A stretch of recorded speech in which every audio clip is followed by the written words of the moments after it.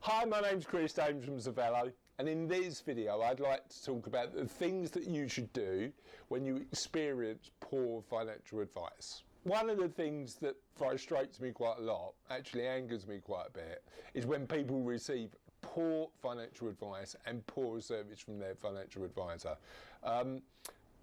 There are things you can do though, and in this video I want to talk about some of those things so you're empowered with the tools you need to make sure that if you have received poor advice, you know what to do. Now, advice can come in a variety of ways, and my recommendation would always be work with a FCA authorised and regulated financial advisor. Financial advice in the UK, done right, actually provides you with a lot of protection. So make sure first of all that when you're working with a financial advisor, you're checking their credentials, but you're also checking them out on the FCA website, because the level of protection you've got when you're working with somebody who's appropriately regulated is different if you're receiving advice from somebody who isn't.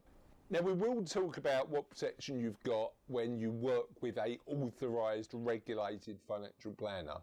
But I do want to first talk about the scams. We lost in the UK, according to The Guardian, £1.3 billion in 2021 because of scams. I mean, it's just absolutely incredible. It makes me annoyed.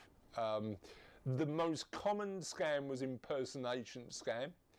So a scammer pretending to be somebody else and stealing your money.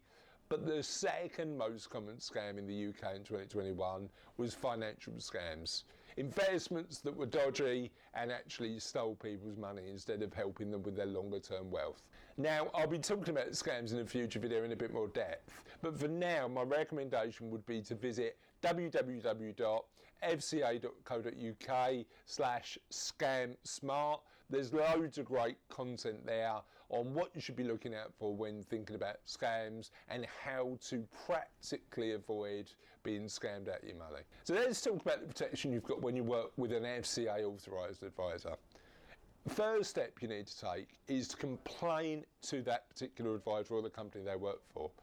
They've got 5 days to confirm the receipt of that complaint, and then 4 weeks from the time you've made the complaint to give you a response and hopefully a resolution.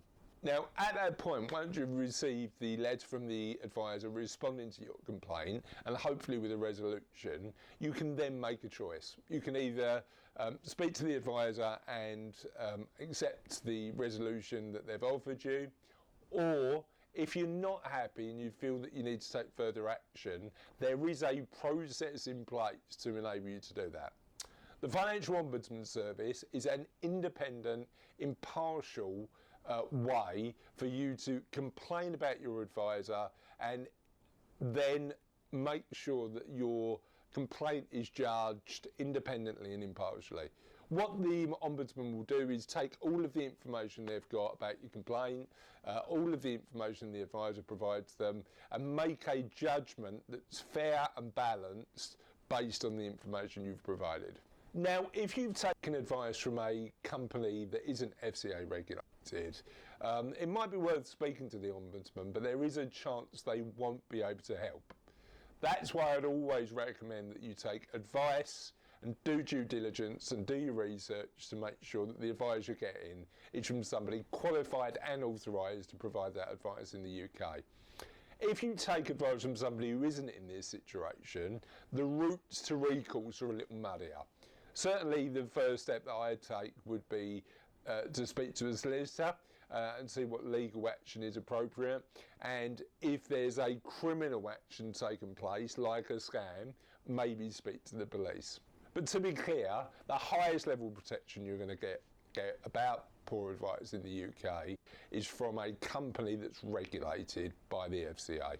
So that would be my approach if you felt you had poor financial advice in the UK, but I'd love to hear yours. What would you do if you'd received poor advice? And I'd love to hear your experiences.